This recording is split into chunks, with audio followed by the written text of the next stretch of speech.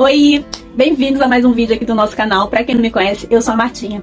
Gente, eu resolvi fazer um artesanato com uma garrafa térmica aqui que não funcionava, não esquentava o café, então resolvi criar uma coisa pra ela ser mais funcional do que ela realmente era. E eu sei que vocês vão gostar dessa ideia, porque o artesanato valeu muito mais a pena do que a própria garrafa. Quer ver como é que ficou? Bora pro nosso vídeo. Não esquece de deixar um like aqui pra ajudar, se inscrever no canal e compartilhar também.